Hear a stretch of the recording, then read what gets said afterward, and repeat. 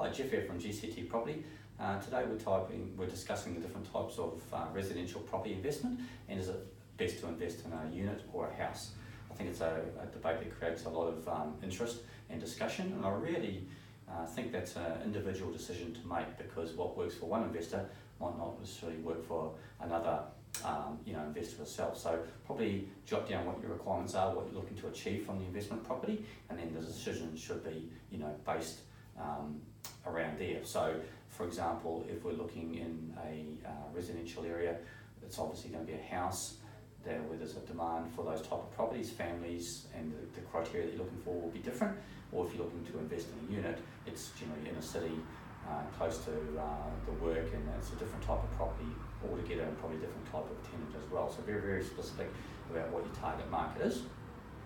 And also there's a lot of other factors that come into play, the type of the purchase price or the affordability that you're willing to spend, the type of income that you need to generate from the property, and also the length of time frame that you're looking to invest in. So for example, some investors will have a priority for cash flow on the property. It might be the number one thing they're looking to achieve, and so they'll target a certain type of property where the yield will be much stronger, and many other investors will be going for the long-term gain and the capital growth benefits of the property. Both properties will perform very differently.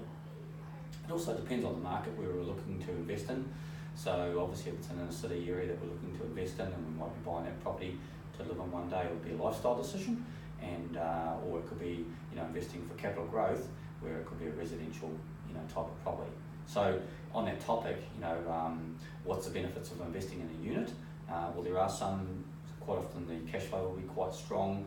Obviously there's less maintenance required on the property, and it's a sort of set and forget type of property. With houses, the biggest benefit is we own the land component.